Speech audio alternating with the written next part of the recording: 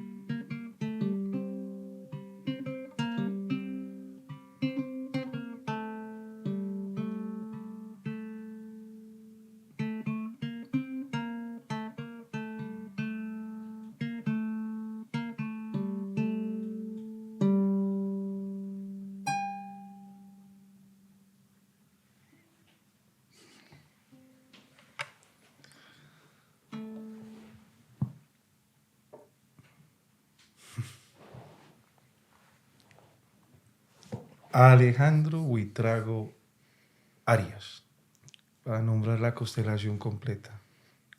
Mi hermano, infinitas gracias por estar acá. Alejito, gracias. Gracias por invitarme. Gracias a este espacio tan hermoso, por recibirme. ¿Cuál es el centro tuyo, Alejito? Pues el amor, la posibilidad de que la humanidad pueda ser un proyecto viable en este universo. Y de que evitar una extinción violenta de la humanidad, por lo menos en lo que nos toca, en lo que nos circunda. Pulsar las fibras de una conciencia de amor que nos pueda llevar más adelante a una conciencia de alegría, de celebración de la vida y de paz. y finalmente pues en un camino hacia la trascendencia en esta misma vida. El amor como principio entonces para vivir, para compartir. El amor como posibilidad para conectarnos, para tejernos. ¿Usted de dónde es, Alejito? ¿Dónde nace y en dónde vive? ¿Cómo es la llegada tuya a este tiempo? Yo siento que nazco cada vez que soy. Y no, entonces siento que el lugar donde uno nace pues es simplemente el dato biográfico. Yo nací en Manizales y he vivido mucho de mi vida en Pereira y otra parte de mi vida en el sur, como en lugares de Perú, de Ecuador, de Chile, de Bolivia, de Brasil. He vivido un tiempo así viajando, como también conectando eso. Y en esos lugares también siento que he nacido. Entonces por eso me confunde mucho cuando te preguntan dónde naciste, porque siento que uno nace en cada lugar en donde se hace consciente plenamente de la existencia. Ahí vuelve y nace, ahí vuelve y como que es dado a luz por la vida. Y también muere muchas veces y en muchas partes. Me fui al sur no para buscar un sitio específico o para conocer un lugar, sino buscando conocerme a mí. Y buscando también zafarme de cosas que se me habían agregado y que no me estaban llevando sino a dar vueltas. Entonces ese viaje al sur fue sin duda iniciático para mí. Tipo 25, 26 años fue iniciático y en ese viaje comprendí muchas cosas. Tanto que fue como un morir a ese Alejo adolescente o ese Alejo y nacer como a otro momento. De más conexión con ese amor, de más claridad. Ya estaba como caminando el camino del amor ahí. Y entendiendo el amor como que... Entonces cuando yo me voy, yo empiezo a notar una cosa y es que nos dolía parecido. Aquí o en otros países nos dolía parecido. Y si nos dolía parecido era que estábamos enfermos de algo parecido. Y que comunicarnos como que nos sanaba, nos alivianaba. A mí desde chiquito me pasa una cosa que es que las personas me cuentan muchas cosas.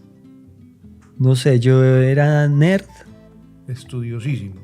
Y muy introvertido. Tal vez por eso la gente pensaba que podía contarme algo. Yo pienso eso.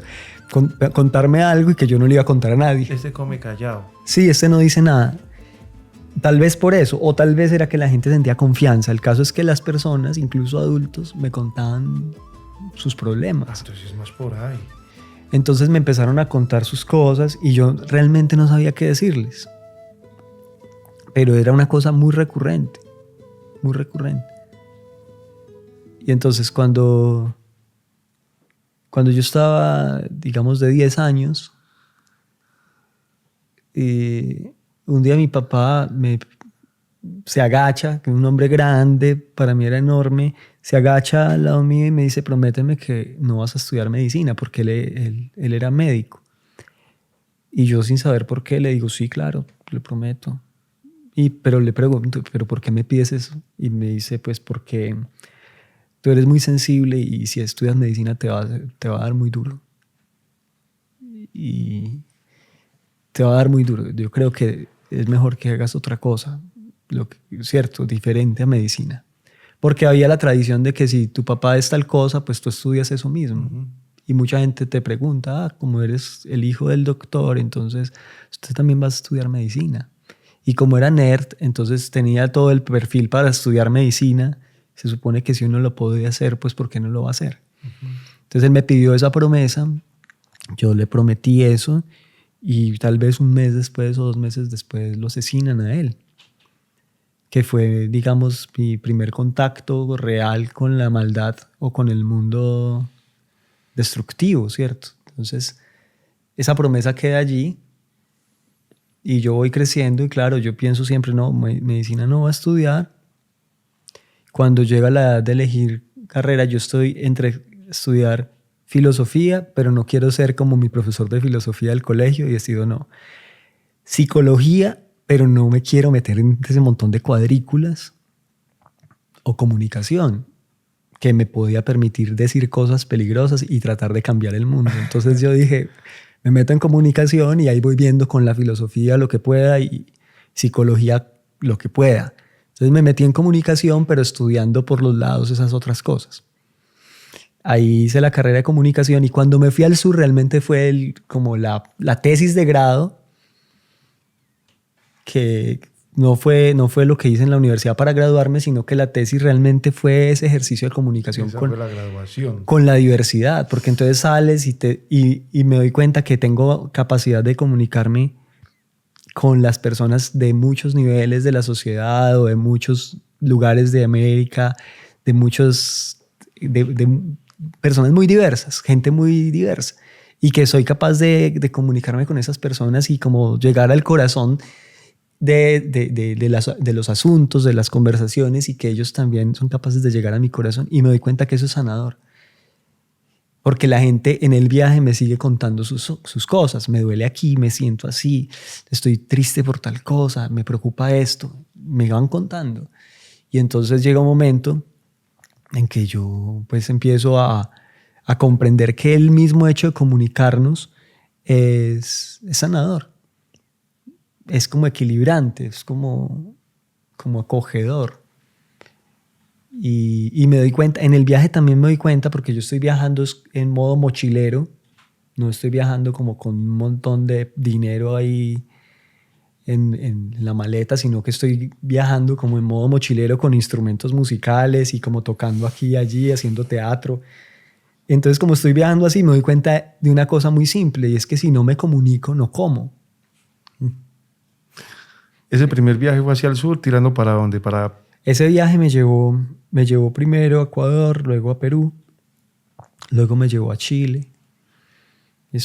Y en Chile estuve como otra muerte, porque ahí como que pude comprender también. Yo en ese momento en que emprendo el viaje, yo me declaro agnóstico, yo soy agnóstico. Y entonces yo decía, bueno, yo no sé si Dios existe o no existe, pero si existe es problema de él, ¿cierto? Con esa saliste. Yo tengo mi propio problema, si el man también lo tiene, pues lo siento mucho, no es mi asunto. Y con tal que me deje tranquilo, pues no hay problema, ¿cierto? O sea, yo como que paso de Dios y del diablo y puedo seguir para adelante, ¿no? Y esa era como mi actitud vital, mi actitud existencial era esa.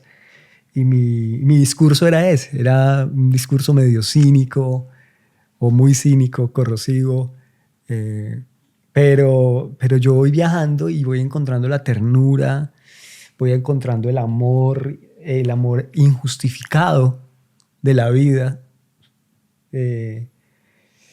y eso no me casa en el mapa mental. O sea, me empieza a hacer ruido en el mapa mental toda la gente que sirve, la gente que apoya sin una ganancia directa. Todo eso no me calza en mi modelo cínico del mundo, no me calza. Y empieza a incomodarme, y ya en Chile me rompió.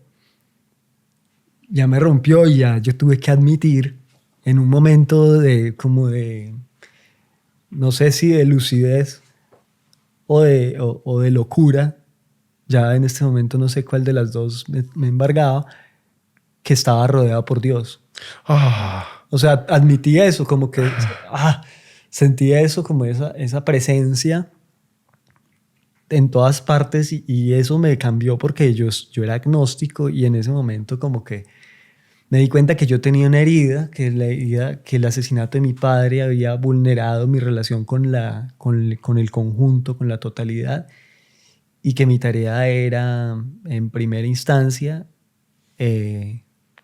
como limpiar, Sanar. empezar a limpiar, empezar a quitar capas y capas que había puesto encima de esa herida para cubrirla, quitar toda la basura y empezar a mirar profundamente. Entonces me di cuenta que por más que había tenido un conflicto con esa, digamos, esa deidad que a uno le enseñan en la escuela y en la catequesis, de ninguna manera tenía un conflicto con la totalidad de la vida, pues no podía sostener un conflicto con la vida en su conjunto. O sea, tenía que bajar las armas porque ya yo estaba rodeado, estaba perdido. Y ya había perdido, yo perdí la batalla y me rendí. Entonces ahí fue otra muerte. Recuerdo que hasta me pasó algo muy curioso. Me fui para un cerro en una ciudad que se llama Arica, en Chile, que tiene un cerro que se llama el Cerro de la Muerte, porque la gente se suicida de ahí. O sea, es un cerro que se da sobre el océano, una vista impresionante sobre el océano, y la gente se tira, mucha gente se tira. Incluso hubo un general peruano que se tiró con el caballo Desde ese cerro. en la guerra entre Chile y Perú.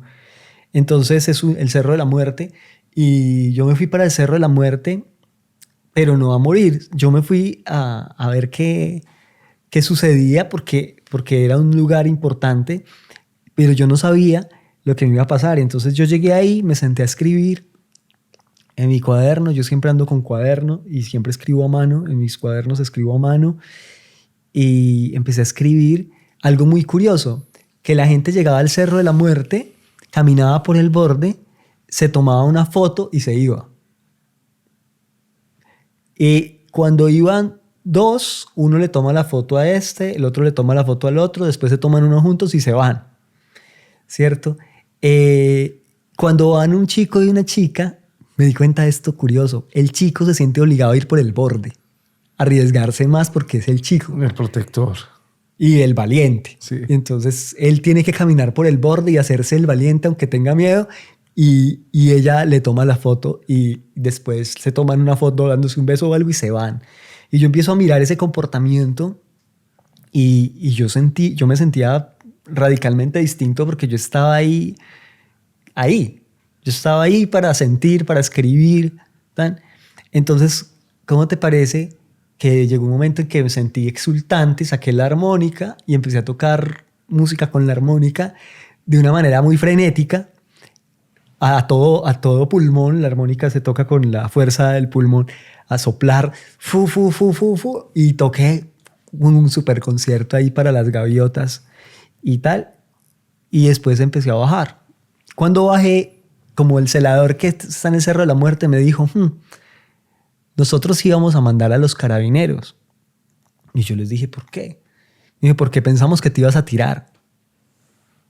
Y yo dije, ¿por qué? Me dijo, porque te quitaste los zapatos y estabas escribiendo. O sea, ellos me estaban vigilando desde abajo. ¿Qué decía yo? Yo me quité los zapatos y estaba escribiendo, es cierto. Que son dos actitudes que tienen los suicidas.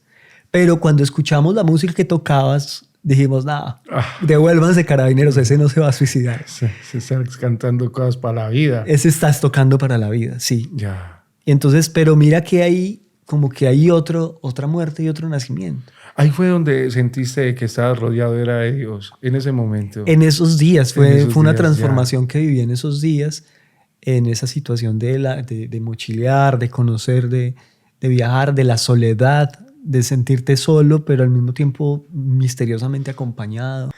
Alejo, ese viaje entonces comienza saliendo de comunicación y decir, me voy a buscar otra cosa, y ahí lo que encuentra usted es que la comunicación más importante es la interna. Tiene esta serie de emociones y de sucesos en su vida.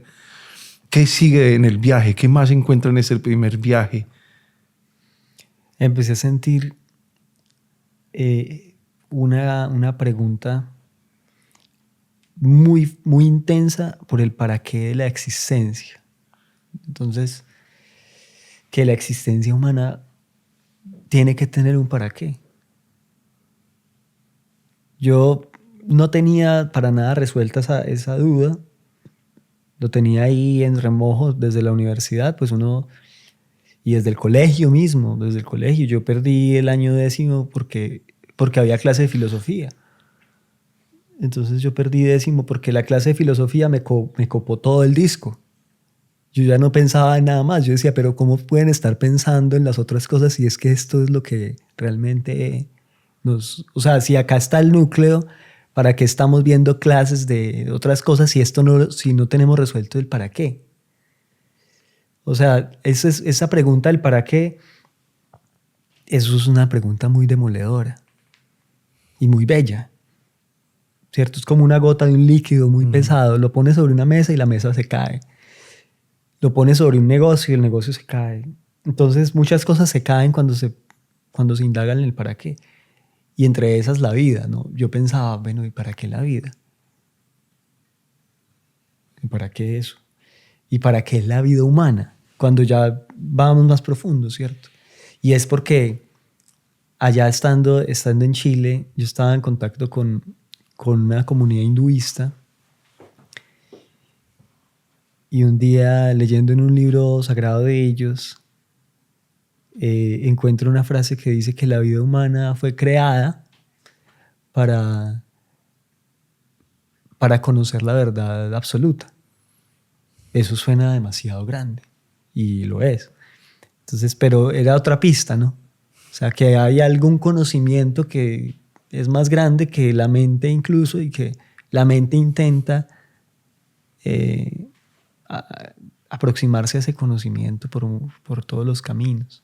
Entonces me empecé a preguntar el para qué de la vida, el para qué del camino, el para qué de la existencia. Y en medio de ese viaje fui indagando que ese para qué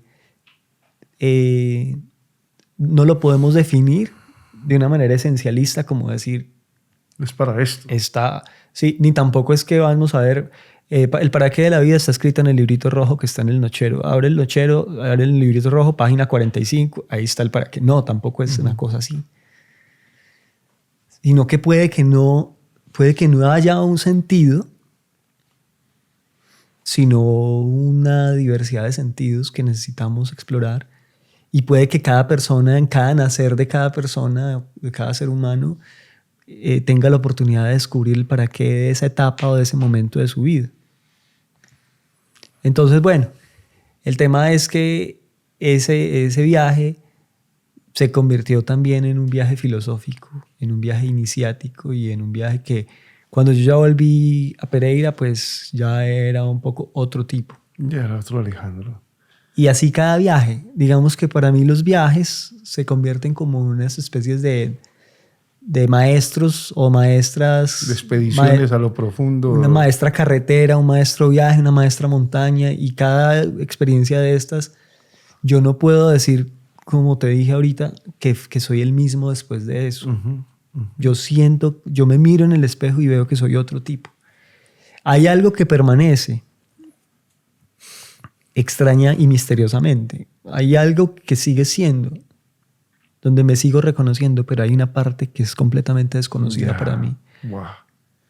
Mi hermano, ¿dónde nace ese nombre que le das al Alejandro que está descubriendo todo esto, que es Alejo Imaginante? ¿Dónde llega ese nombre artístico para ti? Era como la dificultad de nombrar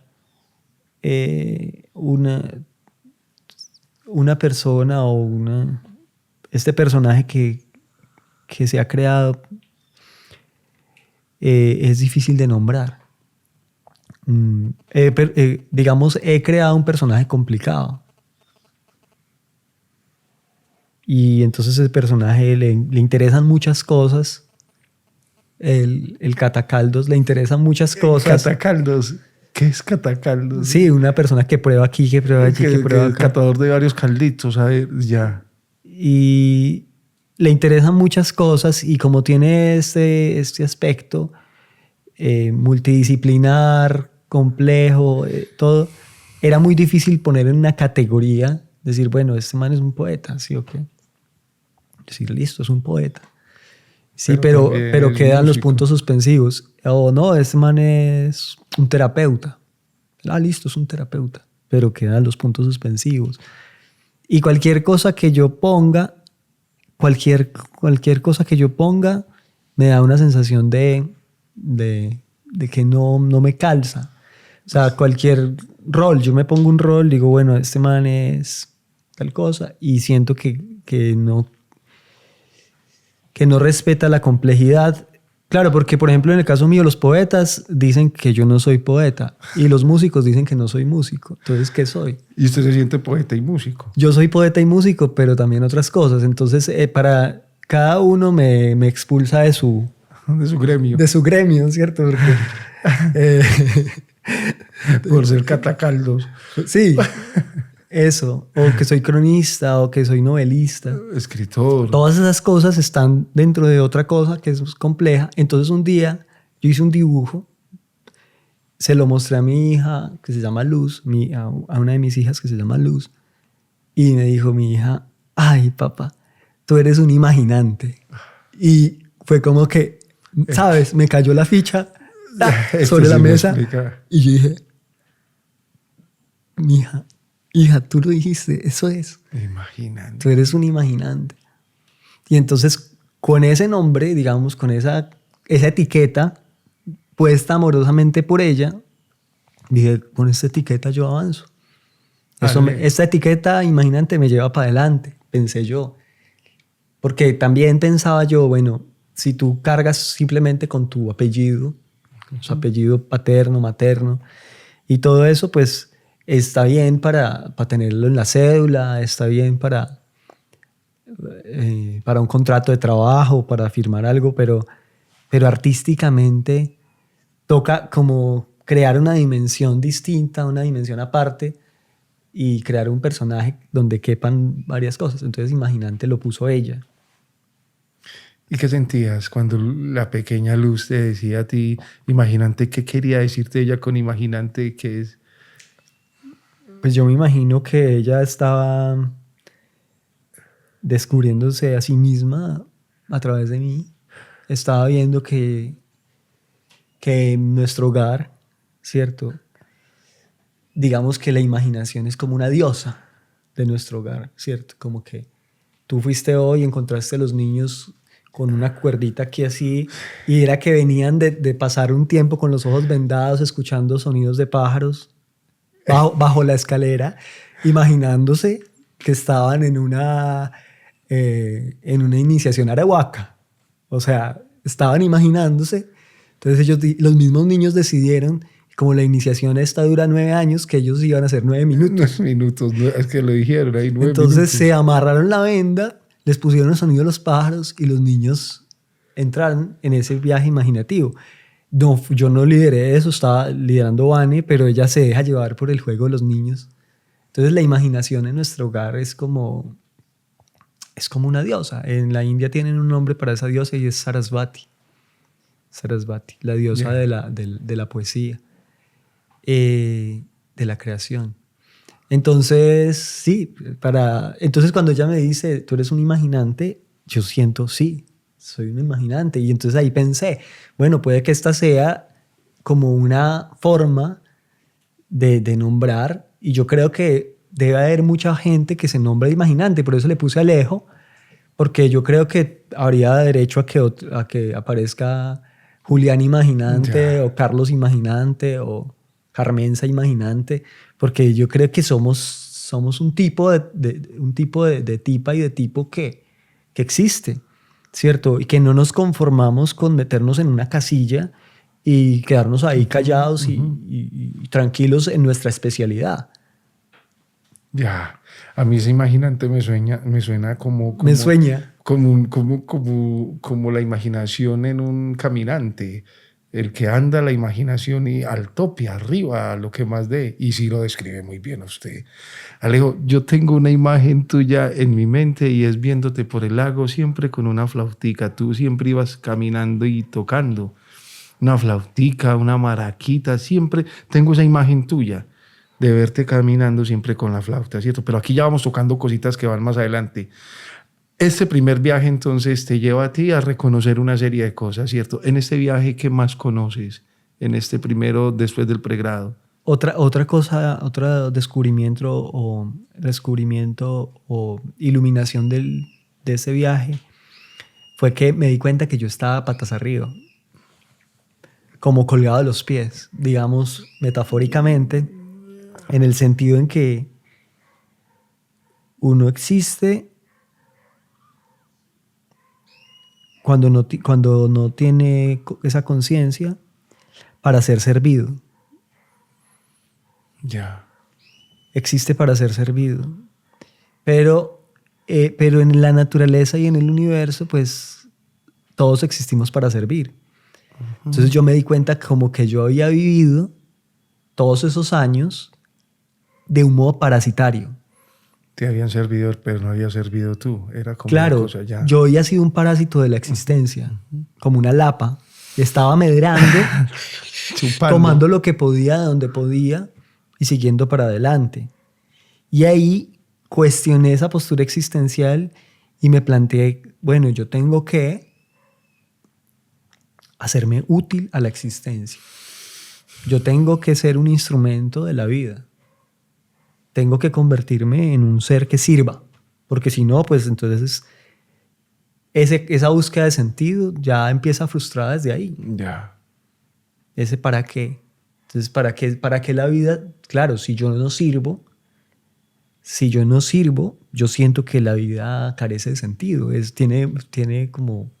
es evidente que en la medida en que yo empiezo a volverme útil para la vida, para la existencia, para ese conjunto mayor, yo empiezo a recuperar el sentido y a recuperar también la valía y a mejorar, digamos, mi propia sensación en el universo, en la existencia. Entonces yo me di cuenta de eso, que había estado patas arriba en el sentido de parasitar y absorber, y que bueno, quería como poner los pies en la tierra, quería como poner mi mente hacia arriba, quería decir, bueno, ahora ya estoy acá, ya quiero servir. Era como si yo hubiera sido un vampiro al que le cae un rayo de sol, así en el corazón, y lo estalla. Y lo que quedó fue lo que llegó a Colombia. Ese primer viaje entonces termina ¿cómo? Vas, sales, ¿qué otro regalito hay en este viaje? No, pues cuando yo vuelvo a Pereira, bueno, el gran regalo fue conocer a Vane. Ya. Ese fue, digamos, eso fue... El amor, como, este sí es el tema. el gran regalo fue conocerla a ella, porque yo, digamos, conocerla a ella fue como...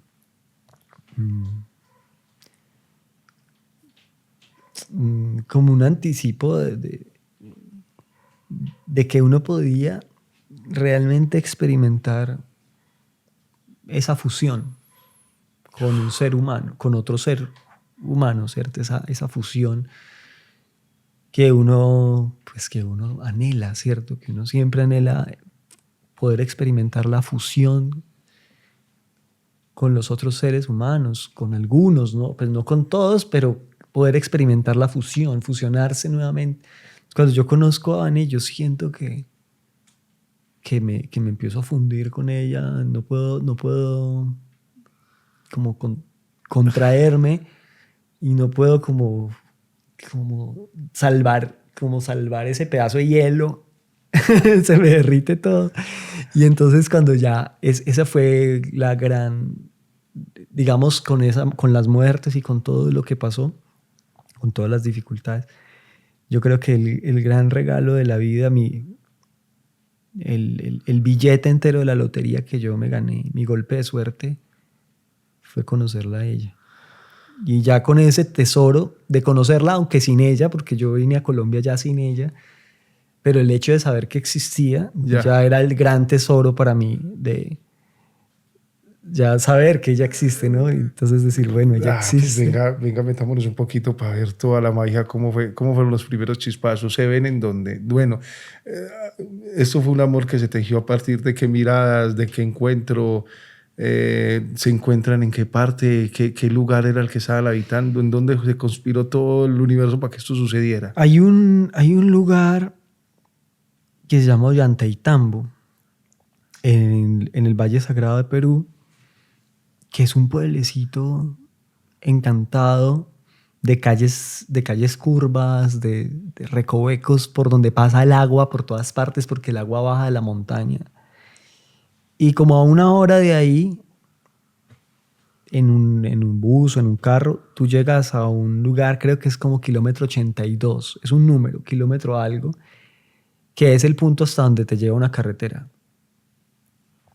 De ahí, si tú quieres ir a Machu Picchu, tú puedes coger el tren en una estación de tren o puedes caminar también. En ese sitio, ahí en ese kilómetro 82 creo que era, pero no estoy seguro el número. 64, no sé. En ese lugar había un encuentro de la comunidad, de las comunidades arcoíris. Esas comunidades arcoíris son unos movimientos mundiales de personas que pues están buscando formas alternativas de vivir como humanidad, de relacionarse con la tierra, relacionarse con el mundo. Estas comunidades arcoíris pues tienen encuentros en diferentes lugares y yo pues asistí a ese encuentro que se llamó El Llamado del Cóndor y creo que fue en el año 2003. El Llamado del Cóndor en el Valle Sagrado. Y bueno, la primera persona que yo veo al llegar ahí, a esa comunidad, pues a ese encuentro, es a Vanesita. La veo ahí entrando y yo pues en ese momento ya sentí el impacto de esa presencia, ¿cierto? Desde ese momento quedé como conectado con ella. Y ahí nos conocimos. Después ella me vio a mí tocando música y también sintió el impacto y después ya conversamos y se empezó a tejer pues esta relación que a la fecha pues tiene como algo más de 20 años. Yo no sé contar bien el tiempo, pero creo que son más de 20 años.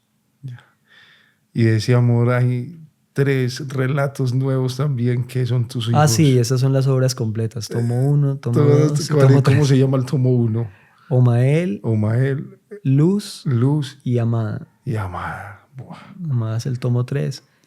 Y esa es la mejor obra que se ha hecho. No, pues diga, yo mejor que cualquier. Sí, mi hermano, una muy bella. Son muy especiales. Y lo que dijiste ahorita cuando veníamos en la moto fue amor a primera vista, pero con diferentes momentos para las miradas. Porque yo la vi primero a ella y ella no me vio a mí en ese momento, pero el otro día sí me vio y sintió también lo que yo sentí. Amor a primera vista en 2 tiempos. En dos tiempos. Asincrónico. Asincrónico que llaman. Bueno, Alejito. Entonces, claro, el mundo de los viajes, el mundo de Alejo Imaginante, que lo pones Luz, tu hija.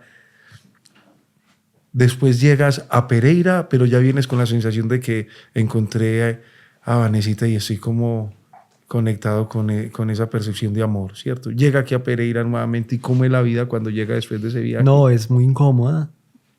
Es muy incómoda porque ya, si tu campo, digamos, se expandió, tú ya no encajas dentro del personaje que eras. Es como tratar de meterse otra vez en el sarcófago porque no quieres. Pero la relación es todo como venga para acá, que usted es así, que usted... Y hay un conflicto, ahí se vivió un conflicto entre el Alejo que se fue y el que llegó. Partes del cínico, del poeta maldito que se había ido, había logrado coger pedazos de eso y juntarlas con el místico y el santo que llegó del sur y hacer una mezcla ahí entre el cínico y el santo, y en eso me puse, en ese rock and roll desde ese momento. Entonces quedamos embarazados en Pereira. Una conversación que habíamos tenido durante el viaje. Bueno, tal vez sí un hijo, tal vez no, pero teníamos ganas porque yo al principio no tenía ganas. Cuando estaba patas arriba yo decía, no, ni por el berraco. Traer un hijo a este sufridero que es el mundo parece muy duro. Pero ya cuando conocí a Vane y vi la conexión que ella tenía con el mundo de los niños a través del teatro, yo dije, con esta persona si tuviera un hijo, ese hijo sería parte de la solución del mundo, no parte del problema. Entonces ahí sí, digamos, decidimos tener el bebé, pero el bebé pues nace, quedamos embarazados es acá en Pereira. Entonces me pasa otra cosa, que es el nacimiento, digamos, de ese ser responsable, que ya tiene que responder por algo más. Y entonces me voy a buscar con la hoja de vida, a buscar empleo en las emisoras, en los periódicos y todo. Y no me resulta. Y en cambio, hay personas que me piden que los atienda. Y entonces empieza a surgir esto otra vez de la comunicación curativa, empieza a surgir esto de la comunicación interior. Y empiezo a atender gente en el patio de la casa de mi mamá, con una musiquita que entraba por la ventana del patio, que salía del computador, y con unas plantitas ahí en una banca y 2 sillas. Y empiezo a escuchar a las personas, un vaso de agua, y escuchar a la persona y sentirla, y pues desde el corazón aportarle una visión distinta de las cosas, y la gente se empieza a mejorar a través de esos actos de comunicación. Se empiezan a sentir mejor y les va cambiando la vida. Entonces empieza a llegar más gente y eso genera una onda. Entonces, que hasta ahora estoy en esto de la comunicación curativa. Por ahí, ¿cuáles herramientas son las que más utilizas en esta comunicación curativa, en esta sanación desde adentro? Pues puede pensarse que la principal herramienta que se utiliza ahí es la capacidad para escuchar. Mientras uno tenga esa capacidad para escuchar, auténticamente va a surgir la respuesta. Y mientras la respuesta sea auténtica, eso es curativo. Entonces esa capacidad que yo había estado cultivando desde mi infancia, de mi adolescencia, y tratando de comprender esa cualidad con la que llegó a los seres humanos, pues me ha permitido como escuchar y como responder auténticamente, también con esa dignidad que se siente cuando uno es escuchado. Es la poesía del comportamiento. Eso quiere decir comportarse poéticamente, existir, vivir poéticamente. Es lo que más me interesa. Digamos que los papeles, lo que uno escribe son trazas de eso. Yeah. Es realmente para mí la poesía es la vida, vivir la vida, experimentar la vida, vivir así, vivir con esa intensidad, vivir con esa chispita, con esa trascendencia, como con ese elemento de asombro. Uh-huh. Y entonces eso hace que el comportamiento sea poético, en el sentido en que es creativo. Yeah. En el sentido en que es incluso como autocreativo. O sea, que uno se está creando a sí mismo. Por eso era tan importante ponerse un nombre. Porque al final la vida es un ejercicio autopoético. Eso lo nombró así Humberto Maturana, el biólogo chileno, que definió la vida como autopoiesis. Y es la vida se crea incesantemente a sí misma. El problema es cuando no lo sabemos, no sabemos que nos estamos creando, y entonces aparecen un montón de elementos por defecto. Y aceptamos esos elementos por defecto como si fuéramos ellos. ¿Sí? Y ahí es donde nos robotizamos. Y ahí es donde nos volvemos cuadraditos, nos volvemos quizá muy funcionales para ciertas cosas, pero también muy perdidos de lo que nosotros somos. Hace un tiempo, cuando empecé con Alejo Imaginante, llevaba como 2 o 3 meses y tuve una de esas frustraciones horribles que fue que me invitaron para tocar en un lugar, pero todo estaba mal, digamos, no había condiciones técnicas para la presentación. Entonces lo sentí como una falta de aprecio, de valoración, de respeto. Eso nos pasa a los cantautores con cierta frecuencia. Me invitaron así y yo salí tan triste de ahí, de esa frustración, que dije, era cerca de Navidad, era como el 20 de diciembre, una cosa así, y eso había sido una feria de Navidad que me invitaba. Entonces yo dije, no, yo voy a matar a Alejo Imaginante antes de que sea demasiado tarde. Entonces me preguntan, ¿por qué? ¿Cómo así que lo vas a matar? Y yo, sí, porque es que esto me está creando como muchas expectativas e ilusiones, y si yo no logro cumplir eso, voy a sufrir un montón. Entonces es mejor acabar con esto de una vez. Dije yo en ese dolor, en ese sufrimiento. Se acercó mi niña pequeña, que se llama Amada, y me dijo, papá, no mates a Alejo Imaginante. Y yo le dije, ¿por qué, amor? Y me dijo, porque mi regalo de Navidad es para Alejo Imaginante. Aguante un poquito, papá. Que si no me hacía...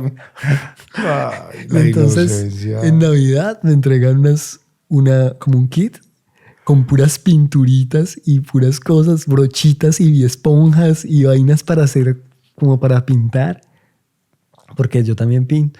Entonces, como que ese era un regalazo para Alejo Imaginante, pero si yo lo mataba, No tenía ya no servía para nada. Entonces, mira como las dos hijas, ¿cierto? Me dieron como el camino ahí para yo no desistir en ese momento y para ponerle nombre a esa aventura creativa. Luz lanza el mensaje y Amada lo sostiene y le dice pilas que ya... Sí. Qué historia, mi hermano, del nombre también. Y también los sabios, los niños y las niñas son los maestros. Mucho realmente. Más sabios que cualquier... Bien, y en la música, ¿cómo es tu música? ¿Qué tal si me compartes algo, alguna canción? Para que la gente que está viendo este orbitar de Alejo Imaginante sepa de qué se trata la música que inspiras, que cantas. Bueno, la música que yo trato de hacer es como... es poesía. Cantada. Cantada o poesía en sonora, ¿cierto?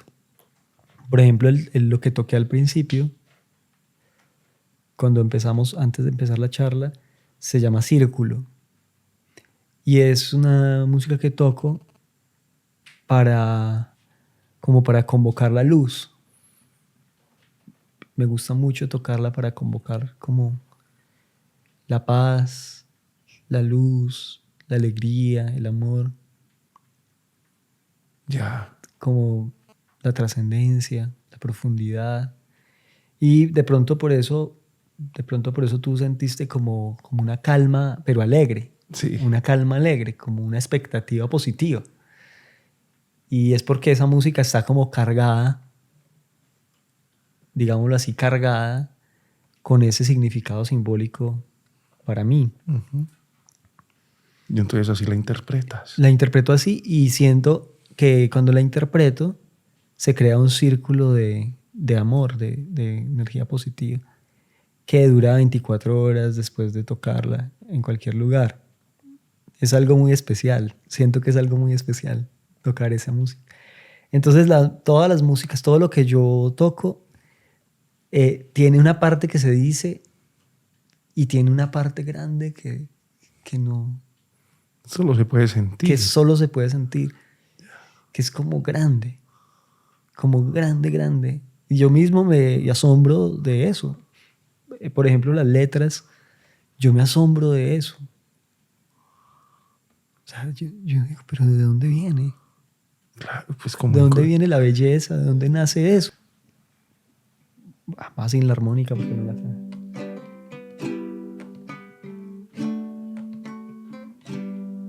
Aún tengo brasas calientes en el fondo de mi alma. Si las soplas con cuidado, verás florecer la llama. No dejes que el viento frío se apodere de la casa. Aún tengo brasas calientes en el fondo de mi alma. Y tengo también un alma en el fondo de esta casa. Si la guardas con paciencia, podrás verla en mi mirada. Mi mirada está perdida, pero mi alma está encontrada. Aún tengo brasas calientes en el fondo de mi alma. Mi mirada está perdida, si poderla yo la hallara, tal vez volaría con mi alma cuando el viento la llevara. Mi mirada está perdida, pero mi alma está encontrada. Llama que se lleva el viento y hasta el cielo se encarama. Aún tengo brasas calientes en el fondo de mi alma. Aún tengo brasas calientes en el fondo de mi alma. Un pajarillo sin plumas tiritando en la ventana.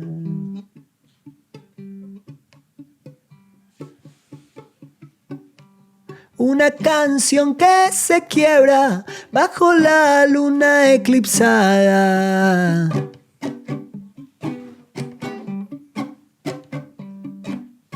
Una antorcha que vacila, una herida que se aguanta. Aún tengo brasas calientes en el fondo de mi alma.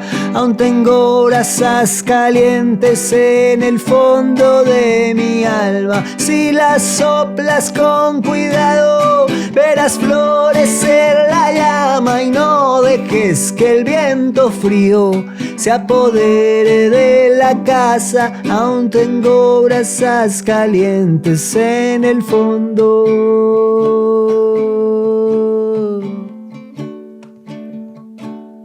de mi alma.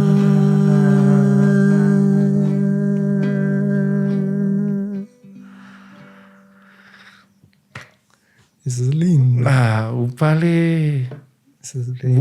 Mi hermano, poeta, Alejo imaginante, músico, porque lo tienes, y escritor.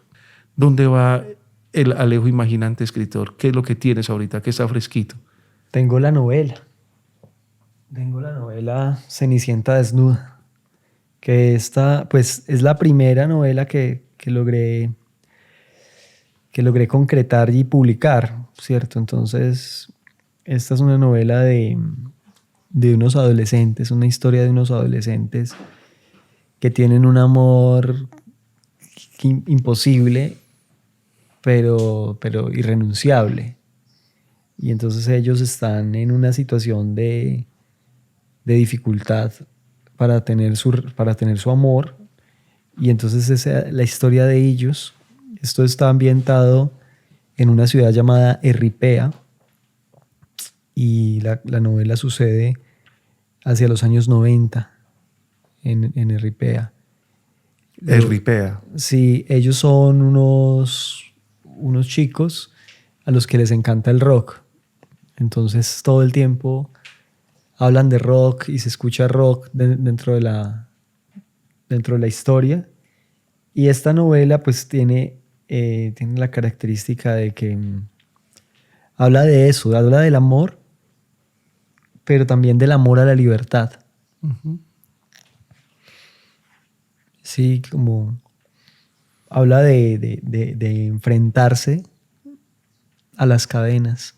Bueno, también tiene esta cosa que es que el libro pues como que se desnuda. Tiene como esta ropa Tiene como este traje aparentemente como de luz, como de seda. Y aquí está el antiguo cassette. Esta es la tuya y esta es la mía. Aquí ya entramos a los momentos en los que cuando uno era niño se tapaba de pies a cabeza para tratar de que el mundo girara por allá y no tuviera que ver con uno. O como cuando uno se iba arrunchando esperando de que iniciara los muñequitos que a uno le gustaban, o para escuchar un cuento del abuelo o de la mamá, o para decir 5 o 10 minuticos más, pero en especial para darle calorcito también a la vida, al cuerpo, a la primer piel. Con este calor. Con este calor de aquí, ¿cierto? Pero te acuerdas que estamos en televisión. Entonces, Alejo, desde acá y desde esta gratitud tan bella, hermano, por ver Cenicienta desnuda, que para quienes estén escuchando este podcast de En órbita, vuelen, llamen a Alejo que él tiene, y si no, se van para la calle del Encuentro. Librería Sabia. A la librería Sabia, que ahí está, ¿sí? Y para que sigamos teniendo a un Alejo imaginante escribiendo cosas tan bellas también y tan profundas. Yo ya tengo la mía. Pues ahorita viene entonces este momento de intimidad, dándole las gracias a los nombres que transitaron por este podcast, especialmente a la memoria de tu padre, que salió hoy para decir que fue quien le dijo: hijo, tú eres sensible. Él ya lo había notado. Eres sensible, pero no es una palabra de sensible puede partirse fácilmente, sino al contrario, entiendes cosas y eres sensible para comprender esas cosas que van llegando y que han llegado y que siguen llegando.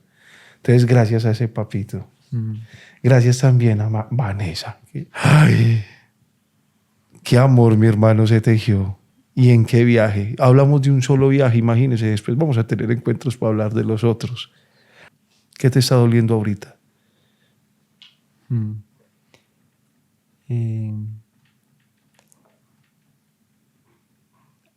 Siento que seamos o no seamos conscientes de ello, a todos nos está partiendo el corazón y el alma, la violencia, la guerra. La violencia, la guerra inconmensurablemente absurda que presenciamos, porque nos estamos distanciando de los valores fundamentales del humano, del valor del amor, del valor de los niños, del valor del juego, de la protección, de que haya líneas sagradas que no se cruzan. O sea, lo humano es también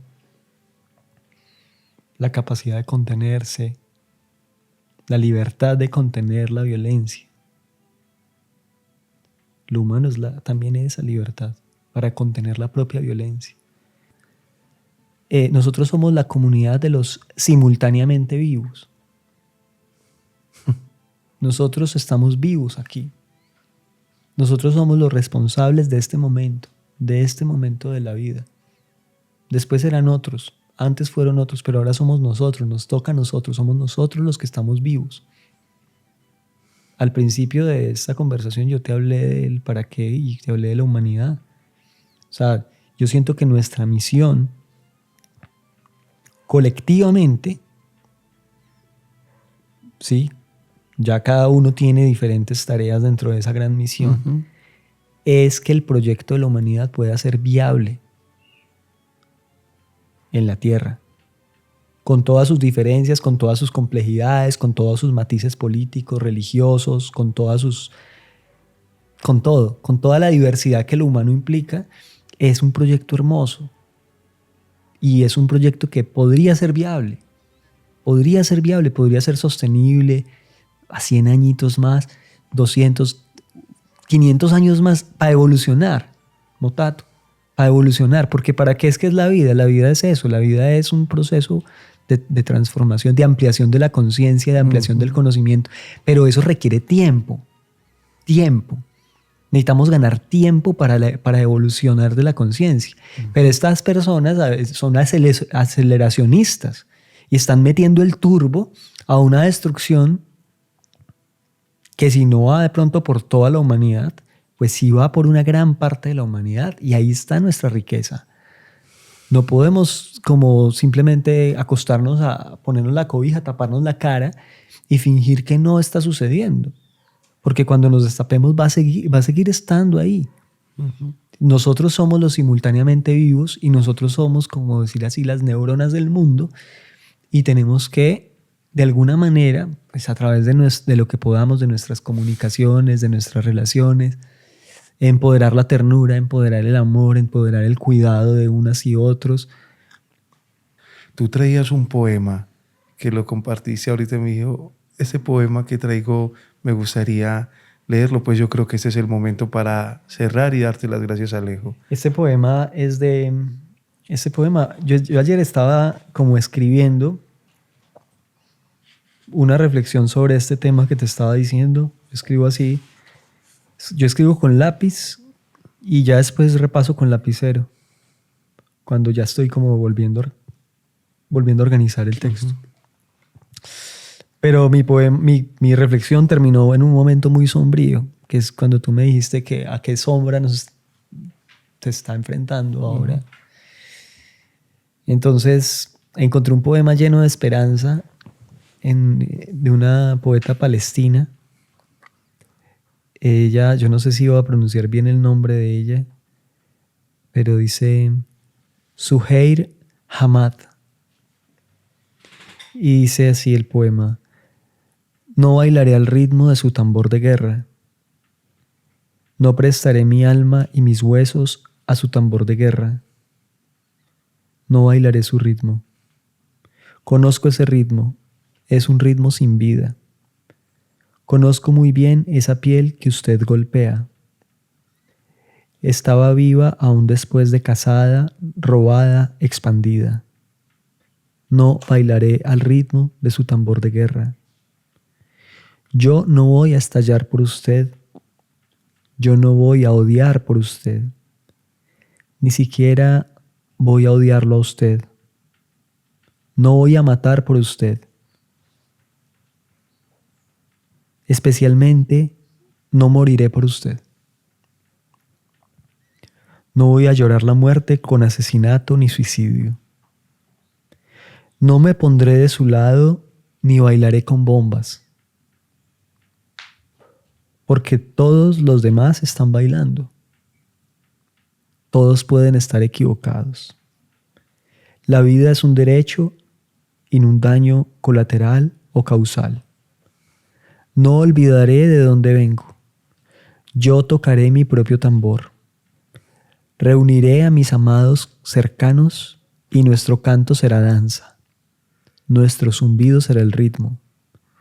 No seré engañada. No prestaré mi nombre ni mi ritmo a su sonido. Yo bailaré y resistiré, y bailaré y persistiré y bailaré. Este latido de mi corazón suena más alto que la muerte. Su tambor de guerra no sonará más alto que mi aliento. Pucha, mi hermano. Es un gran poema. Y es un llamado también. Nos transmite la apuesta por la vida, Ya. Pues Alejo, mi hermano, que esto con que estamos cerrando no quede tampoco simplemente en un relato que se escuche a través de un podcast, sino desde el hacer de cada persona, de cada uno, su servicio, lo que decías, el servir, pueda estar inspirado para ayudar a cuidar la vida y a pronunciarnos. Y lo otro, mi hermano, es que bueno poder leer tu poesía y sentirla, escuchar tus cantos y ver las novelas desde la imaginación y desde una cenicienta desnuda, cómo transita por la misma vida, por el mismo sentir. Muchísimas gracias, Alejito. Gracias, hermano. Gracias por la invitación. A vos Muy por bacano. aceptarla. Muy bacano el espacio y larga vida para Órbita.